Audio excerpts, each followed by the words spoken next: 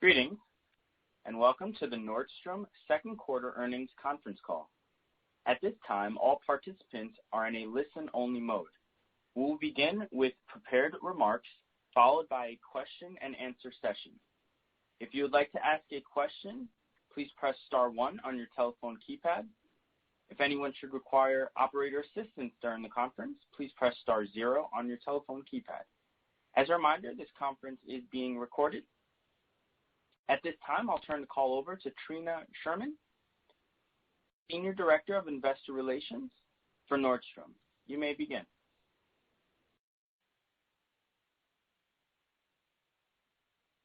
Good afternoon, and thank you for joining us.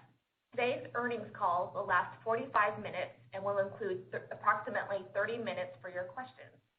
Before we begin, I want to mention that we'll be referring to slides which can be viewed by going to the Investor Relations section on Nordstrom.com. Our discussion may include forward-looking statements, so please refer to the slide showing our safe harbor language. Participating in today's call are Erik Nordstrom, Chief Executive Officer, and Anne Bramman, Chief Financial Officer, who will provide a business update and discuss the company's second quarter performance for 2020. Joining during the Q&A session will be Pete Nordstrom, President of Nordstrom, Inc., and Chief Brand Officer. With that, I'll turn the call over to Erik. Good afternoon, and thank you for joining us. Before discussing the quarter, I'd like to take a moment to share our approach to managing through this current environment. We're pleased with how we executed our plan for Q2.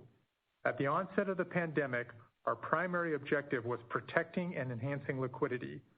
Given the uncertainty over how long our temporary store closures would last, and with inventory as our biggest investment, we took decisive action to minimize risk and stabilize our business.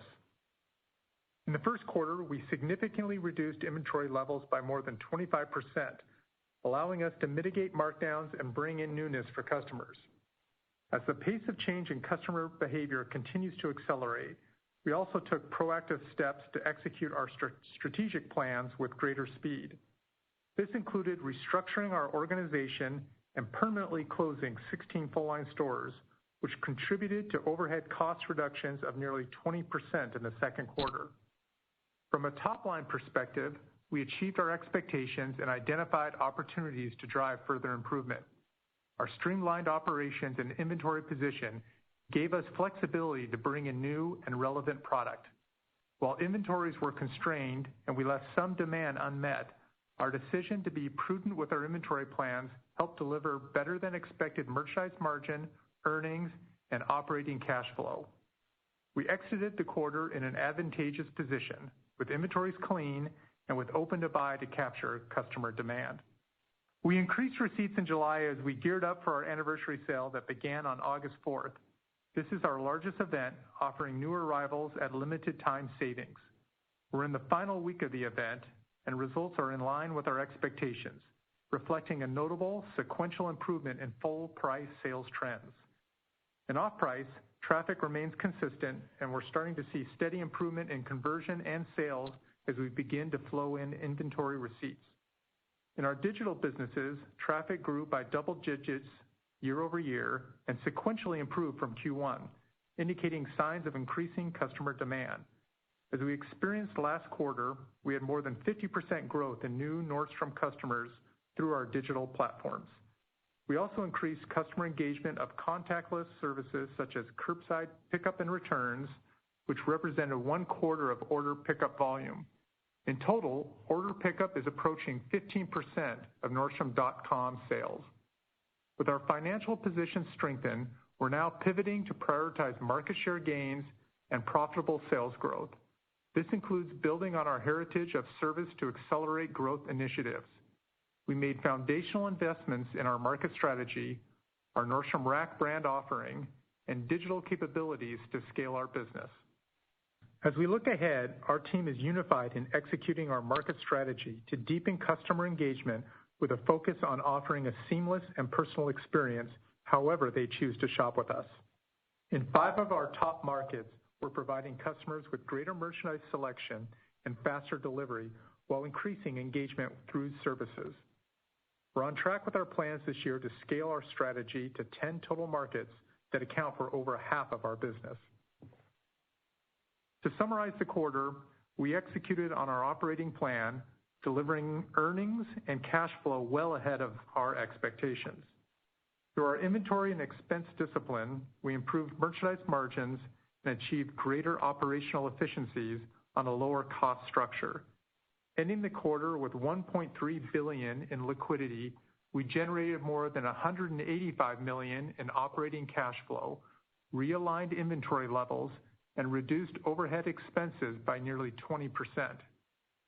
Our anniversary sale is an important opportunity for us to provide a one-of-a-kind experience for our loyalty customers while introducing new customers to Nordstrom. Due to COVID-19, we moved our event from July to August to help ensure the safety and comfort of our customers and employees and to deliver the most relevant merchandise assortment. Our approach to planning and executing anniversary reflects how we're leveraging our customer insights and enhanced agility to drive both top line and profitability during this important period. We took actions to meet evolving customer preferences by expanding our assortment to reflect growing preference for categories focused on casualization, comfort, wellness, and home. For the first time, customers could preview items through a digital catalog and build a wish list to enable them to check out faster when it was time to shop.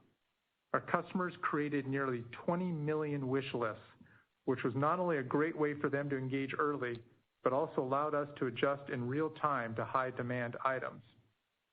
For holiday, we plan to continue to build on last year's success with an emphasis on expanding our assortment of giftable products with greater breadth at lower prices and across categories. We're focused on making it festive and easy for customers to shop by emphasizing our convenient services and experiences in stores and online.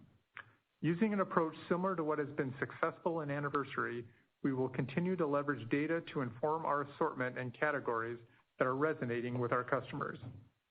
Our unique business model is a competitive advantage. We are building on the strengths of our Nordstrom and Nordstrom Rack brands seamlessly across stores and online to serve customers on their terms through a combination of convenience and connection. We expect to deepen our relationships with existing customers and attract new ones, driving market share gains and profitable growth. We have also worked for the last several years to create a more flexible organization. With the resetting of our base cost structure, we have become leaner and more efficient. When combined with a capital structure that provides a strong foundation for reinvestment, we are well positioned to respond quickly to a period of accelerated change in customer behavior. We look forward to providing additional details on our growth strategy at our virtual investor event later this year. Finally, I want to thank our entire team for their dedication and commitment to our customers. Our brand is defined by the exceptional service that we strive to provide for customers. Thanks to the hard work of our people throughout the company, we believe we will successfully emerge from this pandemic in an even stronger position to serve customers. I'll now turn it over to Ann to provide additional insights into our financial results. Thanks, Erik. As we continue on our recovery path, we're confident in our ability to deliver sequential improvement in our business. Our capital structure and liquidity position provide a strong foundation as we build on the success of our market strategy and further leverage our strategic investments to drive sustainable long-term growth. For Q2, we reported a loss per share of $1.62 and EBIT loss of $370 million, including COVID-19 related charges of 8 cents or $23 million, primarily associated with corporate asset impairments. Earnings, cash, and liquidity came in well ahead of our expectations, driven by improved merchandise margins and significant reductions in our overhead costs. We benefited from the continued progress we are making on permanently reducing our cost structure. In addition to planned expense savings of $200 to $250 million at the beginning of the year, we're continuing to execute cash savings across expense, CapEx, and working capital of more than $500 million net of COVID-19 related expenses. Tracking ahead of our plans, we realized $420 million in cash savings year to date. Turning to our financial position, We ended the quarter with $1.3 billion in liquidity, including $1 billion in cash. Despite our stores being closed for roughly 50% of the days in Q2, we generated operating cash flow of more than $185 million, enabling us to pay down $300 million on a revolving line of credit. From a capital allocation perspective, our long-term financial principles remain the same. While we reduced our annual CapEx plans by roughly 30%, we're continuing to invest in technology and supply chain to provide a seamless digital and physical customer experience and drive profitable growth. Turning to sales, our Q2 decrease of 53% reflected extended store closures in our East and West Coast markets that have been more impacted by COVID-19.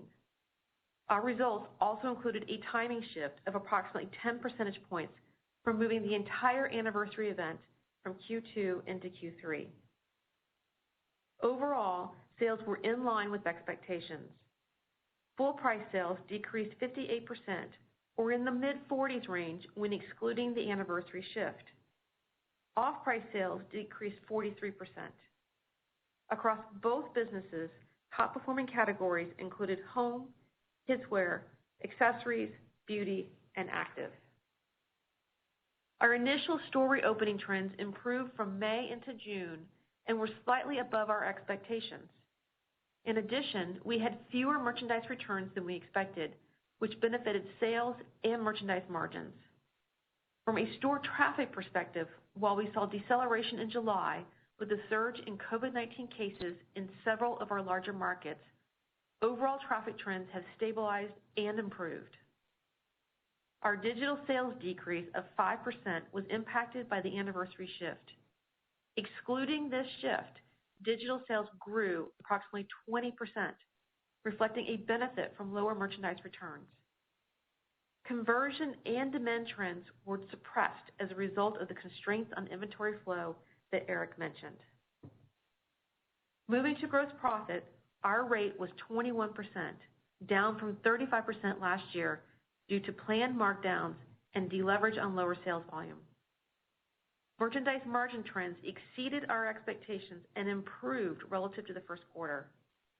We attribute this to our efforts to significantly reduce inventory levels in Q1 to mitigate markdowns on out-of-season merchandise. We exited Q2 in a clean position, with the inventory decrease in line with sales when excluding the anniversary shift. In SG&A, expenses decreased approximately 33% from last year when excluding COVID-19 related charges. This was primarily driven by lower sales volume and reduced overhead costs of nearly 20%. Most of the reductions to our cost structure are permanent, positioning us well for improved EBIT flow-through. As we head into the second half of the year, we're continuing to take a flexible and prudent approach to planning our business. Given the highly uncertain environment, we are prepared for a range of scenarios to ensure we can sustain and grow our business. We're confident in our ability to continue developing critical enablers of the customer experience while maintaining the ability to adjust quickly. Based on current trends and our inventory plans, we're expecting sequential and gradual improvement in sales, earnings, and cash flow in the back half of the year. These expectations incorporate the anniversary shift, our stores remaining open, a continuation of increased inventory receipts in full price, and a steady flow of inventory receipts in off-price that began this month. In closing, our actions to shore up our financial position in the first half of 2020 allow us to head into the second half of this year and prepare for 2021 from a position of strength. We have accelerated our long-term strategic plans by optimizing the mix of physical and digital assets and increasing our agility through a leaner and more efficient organization. We made meaningful reductions to our cost structure, enabling us to drive higher profitability during our sales recovery. Over the near and medium term, we're focused on reinvesting in our strategic growth priorities to deliver a best-in-class customer experience while maintaining a strong balance sheet. As we emerge from this disruptive period, our ambition is for Nordstrom to be positioned as a retail winner by gaining market share and driving profitable growth. I'd like to now turn it over to Trina for Q&A.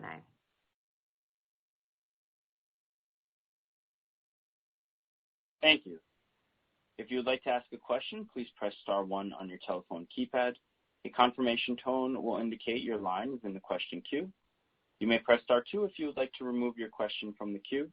For participants using speaker equipment, it may be necessary to pick up your handset before pressing the star keys. I want to remind you to ask one question to allow everyone a chance to ask a question. Thanks.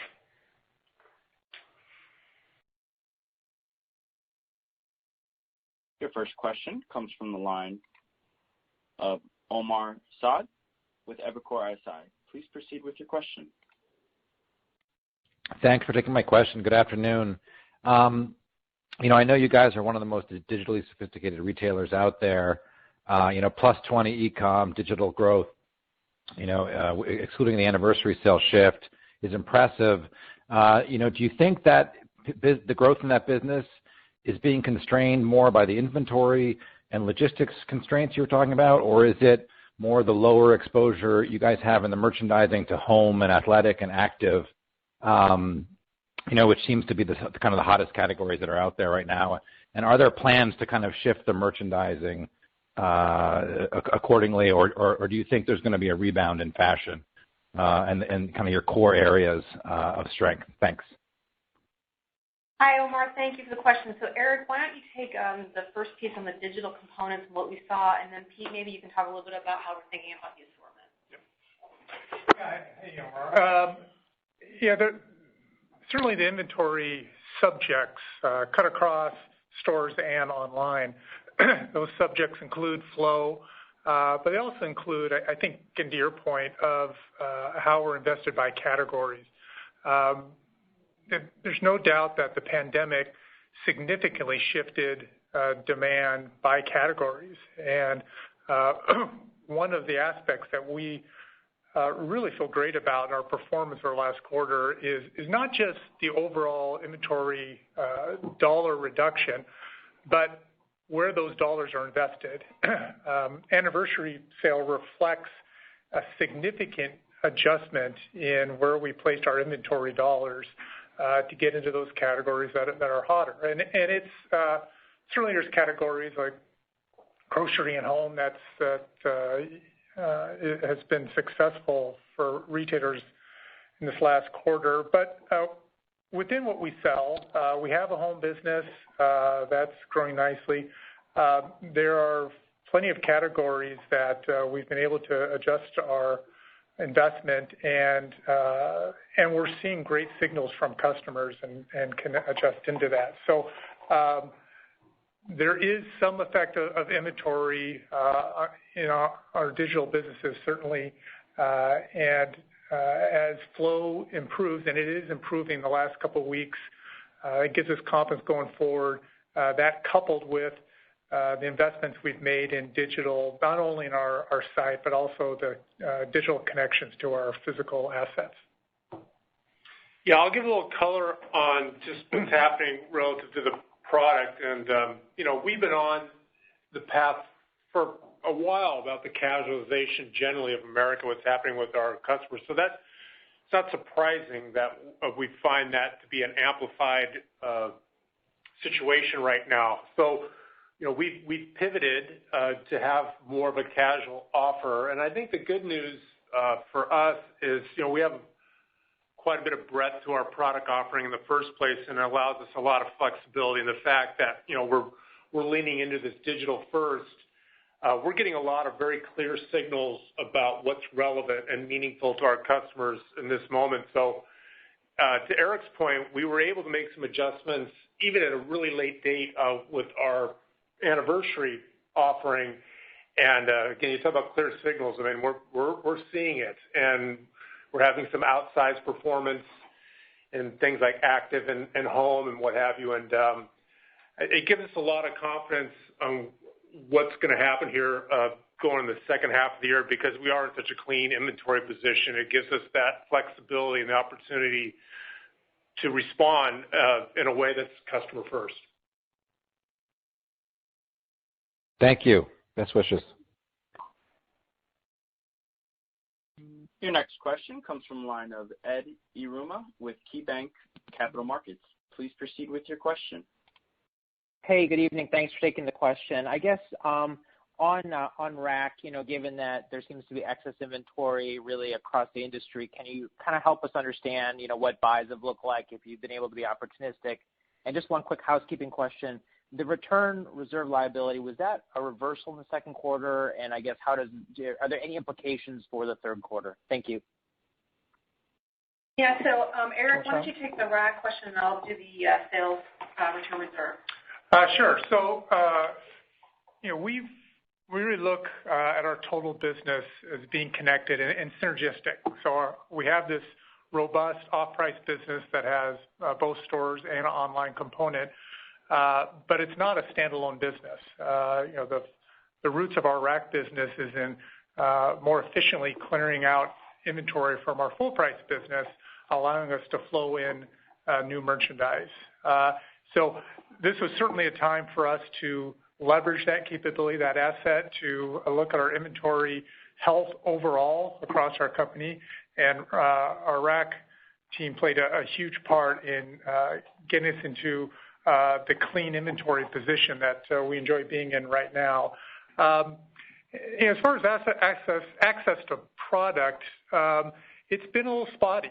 There's no doubt that our vendor base has pulled back during the pandemic, and it takes a closer collaboration with our vendor partners in many cases to get the flow that we want.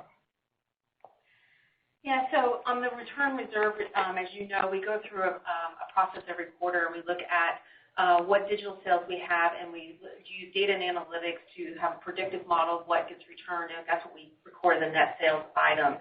And so as we saw through the quarter, we did see the returns coming in less than what we had anticipated, but we do a true-up of that every quarter and look at forward pieces of what's been sold digitally as well. Thank you.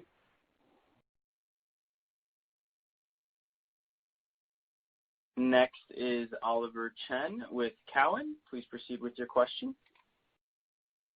Thank you. As we approach holiday and the back half, how would you characterize some of the main differences in your strategy, given how unprecedented the environment is with your holiday planning? And in the context of that question, value and affordability are really important to the consumer. So what are your thoughts on best positioning your business with that mindset as well?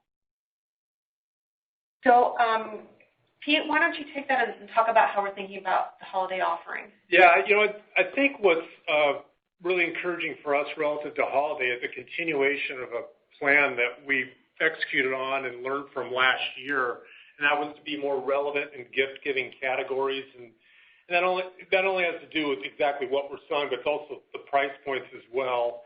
So we, before the pandemic came in, we had a pretty clear path of where we thought we could be successful there.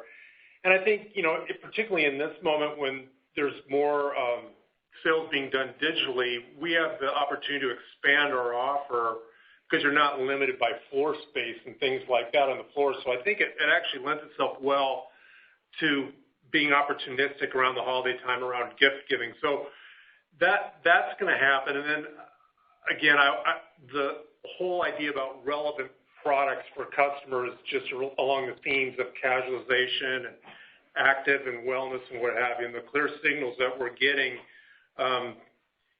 we feel like we don't have all the time in the world, but we have some time where we can amend what we have going on, and the fact that we're open to buying and good inventory position is super positive. Thank you. Best regards. Next is Simeon Siegel with BMO Capital Markets. Please proceed with your question. Thanks. Good afternoon, everyone. I hope you and your families are doing well through this. Hey, Ann, nice job on the sequential merch margin improvement. How were the merch margins year over year? And then what's the expected merch margin impact from the anniversary sale timing shift between 2Q and 3Q? And then just could you help frame the lean inventory between what you pulled back intentionally given the expected trends versus maybe more of the external supply constraint and where you expect inventory to go for the rest of the year? Thank you. Yeah, so let me just step back and talk about this in broad context. So we had planned the quarter to have markdowns, and from a margin perspective, that came in better than we anticipated. Certainly more markdowns than we had last year, but definitely the merchandise side of it came in better simply because we got through so much inventory that was seasonal in Q1, and we think got more value out of that inventory. And then we're very prudent on the inventory choices that we made for Q2, partially because we really wanted to make sure we were set up in the transition period for fall in the second half of the year. As we think about the shift in the anniversary, and we're not giving forward guidance. What I will say is more broadly, we expect, given flow and given the shift in the anniversary, and given the fact that stores, we're planning for stores to be open in the second half, that we expect sequential improvement, both top line from a margin perspective and from a cash perspective in the second half of the year. From an inventory perspective, again, we were very prudent in how we thought about this. Our plan was, quite frankly, to focus on preserving cash and liquidity and really looking at how to best manage the biggest investment and risk that we have, which was in inventory, primarily seasonal inventory. And we were really pleased with how we executed against that. Great. Thanks so much. Best of luck for the rest of the year. Thank you. Next is Sarah Goldberg with Baird. Please proceed with your question. Hi, good afternoon, and thank you for taking my question. I just wanted to ask on the timing of the holiday season. We've heard some other retailers discuss expectations for an earlier start, and I was curious what your thoughts are there and how you're planning for that. Thank you. Nikki, do you want to talk a little bit about how we're thinking about setting holiday? Yeah, we've had this long-held tradition that we don't decorate our stores till after Thanksgiving, and that's, it may be the thing that we get more positive comments about from customers than anything else we do. But that doesn't mean that we shouldn't be in a position of selling customers what they want when they want it. And I think it's pretty clear that there's an opportunity for us to sell gifts prior to Thanksgiving. And so when we talk about an extension of what we've learned already from our gift-giving strategy last year, that was one of the key takeaways. So we're going to be bringing in gift offerings before Thanksgiving and having it clear to customers that we have that. So again, I think it represents, a pivot to growth and the opportunity that we have that makes us feel good about how we can bend the curve and the trend that we've been living with here for the past few months.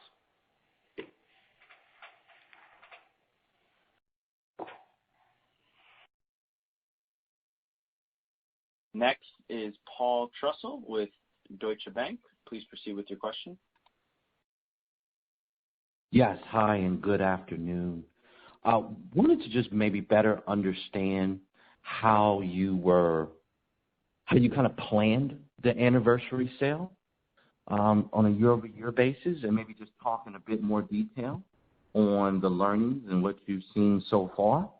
And then, in addition, you have a slide discussing the market strategy. Just be curious on any other color that you could provide on how execution is going, anything in terms of performance of the 2019 markets that were converted, and just where you are in the process on the 2020 class. Thank you. Hi, Paul. So there was a couple of questions in that. I think we're going to focus on the planned anniversary sale learnings. And I think what we're really going to focus on is how we've thought about this from a category perspective and some of the learnings that we're seeing on that. Pete, you want to take that? Yeah, I do. This was a year when whatever we may have done in the past from a legacy perspective on anniversary got turned on its ear. And I give our team a lot of credit for being nimble and thinking about it in different ways. So as we were working to right-size our inventory, we also scrambled to do what we can to bring in relevant categories. And as I've mentioned before, it's just a confirmation of the casualization trend that's happening broadly. And as you look at our results so far, sales not over, but there's so many clear signals about the brands that are performing well and the type of classifications and categories that I would say, probably the biggest benefit we get, well, there's two big benefits of what's happening at Anniversary. First of all, the fact that we're selling through at a higher rate than we've ever sold through before sets us up super well from a profitability standpoint as we get into half two. That's number one. But secondly, you're also getting a clear signal from customers about, again, just relevant categories, brands, and products. And so while Anniversary isn't always a perfect indicator of what's going to happen in half two, I think what we're learning now, it gives us, again, increased confidence that we're on the right track about how we can amplify categories like active and home and wellness that relates like to a lot of the beauty that we carry. Erik, do you want to give some color on the market strategy? Obviously, COVID has added a lot of bumpiness, to put it mildly to our business. But it has been clear for some time that where we have rolled out market strategy, those markets have outperformed our other markets. So we rolled out 5 markets of our top 10. The back half of last year, we are on pace to roll out 5 more in the back half of this year. And it's I'm going to say that the pandemic has just clarified that this is the right strategy. It was working pre-COVID, but it is the right strategy in giving customers greater inventory choice, faster delivery, more ways of obtaining their product, and engaging in services that we know really resonate with our customers.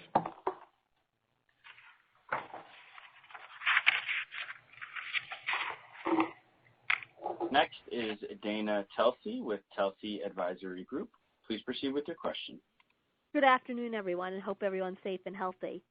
As you've reopened the stores of both the full line and the rack stores, and now that there's been a period that they've been open, pent-up demand's been satisfied, what's the biggest difference you're seeing between the two concepts, and what are you seeing in terms of the regions which do have spikes in COVID?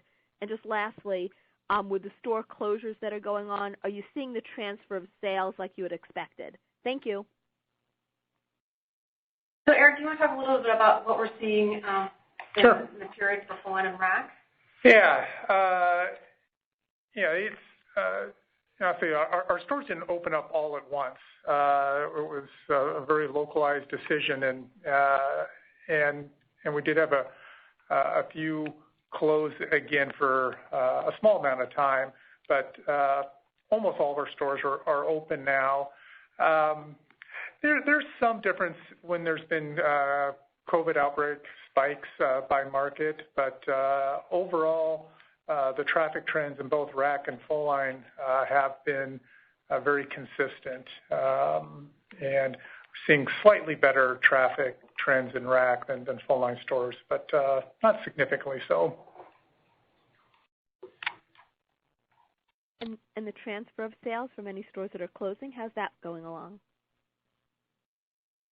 So, Dan, let me take that one. Okay. It's a little early to tell on that. I would say, and it's been, there's a lot of noise going on out there right now. So I think it's a little early, but certainly our expectation is that transfer will happen.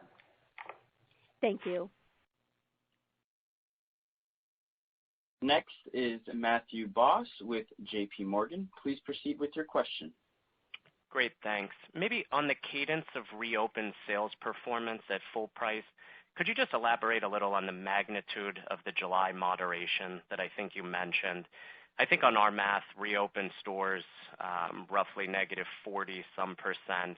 Just curious where you stand today on store performance in reopened locations, and how best to think about the gradual improvement that you cited over the course of the remainder of the year.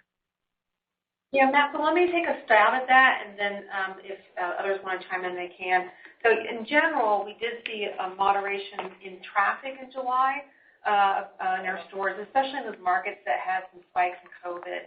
As we talked about, there's a lot of noise, especially in full line, given the shift of Anniversary. In general, for the quarter, Anniversary, if you exclude that shift, was in the mid-40s, and off-price was at down 43 in sales. And as Erik mentioned earlier, that the stores really opened up in very different ways. So it wasn't like you had a big bang all at once. So I'd say the off-price did a little bit better than full price for total sales, but kind of still in the ballpark on it. So as we talked about going forward, as we've seen inventory flow in for the rack, and we're seeing traffic stabilize for our off-price business, we're seeing higher conversion, and people are really pleased with the inventory product. And we've also talked about the fact that we're seeing really high sell-throughs in our anniversary sale, higher than we've ever seen. So we're very pleased with the last couple of weeks as we see inventory flow, newness coming in, and a shift in some of the categories. Yeah, I would just add we have seen improved trends the last several weeks, and it's not because traffic has changed. Traffic has been pretty darn consistent, but it is what gives us confidence that we see our top-line trends improving and taking advantage of the position that our teams really worked hard to be in over the last quarter, both with our cash position, our inventory position. As we're flowing in product, because we're open to buy and can, we are seeing improved top line in both full-line stores and rack stores. That's great. Best of luck. Next is Paul Lejuez with Citi. Please proceed with your question. Hey, thanks. I wonder if you could talk about the credit revenue decline. Curious if that's simply related to the sales decline, or anything you could talk about on the portfolio, whether we're seeing higher charge-offs or maybe early pay down of balances. And then second, what % of your business would you say is exposed to back to school, and any color you could provide in terms of what you're seeing in those categories? Thanks. Hi, Paul. I'm going to take the credit question, and then Pete can talk to you a little about back to school. So in general, the credit revenue is really in proportion to total retail sales being down. I would say that we're overall pleased with the strength of our portfolio, our credit portfolio. We are seeing customers pay their cards. We're seeing them staying current. And so overall, we think we've got a pretty healthy customer portfolio. It's a great question about back to school. And again, I would rewind the tape from before COVID happened. Back to school is not exactly what it used to be, because it used to be that kids wore very specific clothes to school that were very different from what they wore at any other time. And unless the kids are in private school in its uniform, that's just not true. But what happens with kids that is great, that makes it a durable business, is kids keep growing, regardless of pandemic, regardless of whether they're in a physical school or not. So we've had good kids results, and it's clear that if we have the relevant product for kids, there is upside potential for us in kids, and that's another place where we've gotten some clear signals. So we have a sizable kids business, particularly have a pretty big kids shoe business, but I don't think the physical school part of it is as much as a limiting factor as our ability to make sure we're in relevant product as those kids grow and they need new clothes. Thank you. Good luck. Next is Michael Binetti with Credit Suisse. Please proceed with your question. Hey, guys. Thanks for taking all our questions here. I think just two quick ones. I think you mentioned that returned product was a bit lower than normal and helped revenues and merchandise margins in the quarter. Can you help us understand how much that contributed, maybe versus last year, and maybe if you think there are any parts of that are structural versus just, COVID-related behavior changes that could be more temporary, and, if any of that could remain low, like new categories that you guys are pushing harder into that could be less likely to be returned or anything.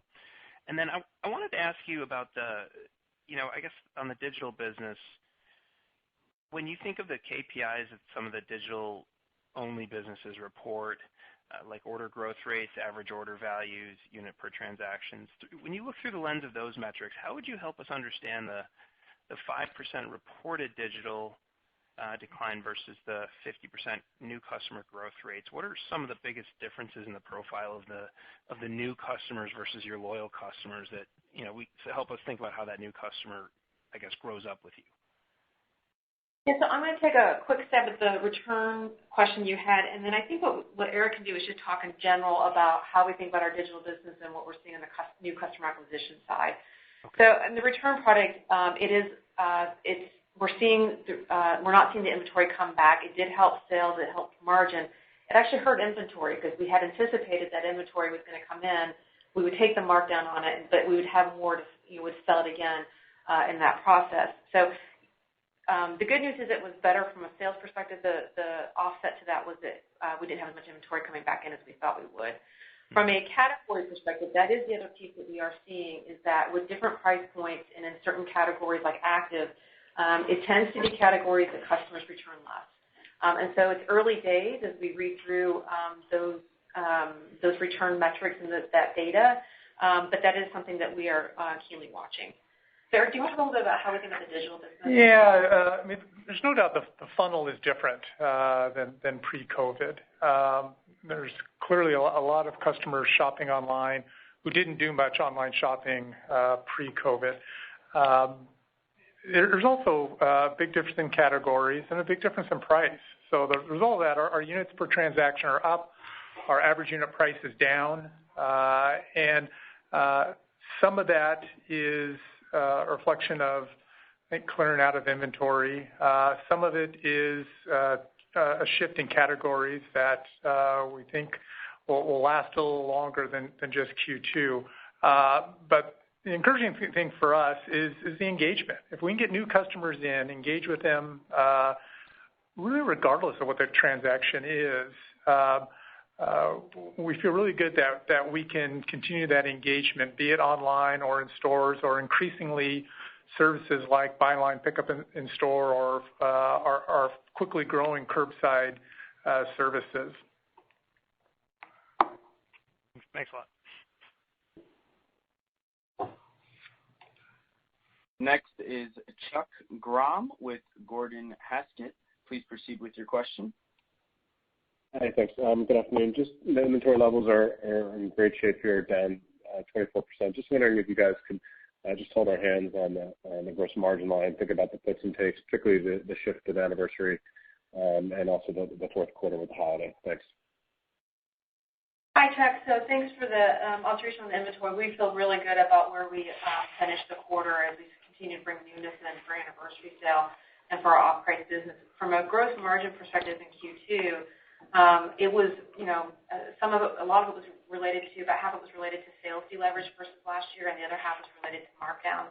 Because we feel like we're in a really good position going forward, we would continue to expect to see improvement in our margin structure in the second half of the year. Great. Thanks, Chuck. We'll now take one more question. Our final question comes from the line of Bob Drbul with Guggenheim Securities. Please proceed with your question. Hi, guys. Thanks for taking the question. I guess the question that I have is, can you talk a little bit about how you're operating, with the flagship in New York and the New York stores and just really how those are trending over the last few months? That would be helpful. Thanks. Eric, do you want to take the New York question? Sure. I'm sorry, just make sure I heard it broke up a little bit. Your question is how we're operating in New York? Yeah, just how how your New York stores are performing and really sort of how you're, handling the trends and the market itself. I would say in general, our big urban stores in general have been harder hit by COVID than other areas. And I've seen our retailers mention it. The more densely populated areas have had a bigger drop-off in traffic. So New York is not unusual in that. It's kind of right in the middle of that group of stores for us. What we're pleased with New York is we have more capabilities in that we have our market strategy rolled out there to leverage the whole market's inventory that we own there and connect with customers in any of our full-line stores, in the 2 rack stores that we have on the island, as well as the 2 Nordstrom local locations there. So that flexibility in order pickup and returns is proving very beneficial in New York. Thank you. Again, thank you for joining today's call. A replay along with the slide presentation and prepared remarks will be available for 1 year on our website. Thank you for your interest in Nordstrom. This concludes today's teleconference. You may disconnect your lines at this time. Thank you for your participation.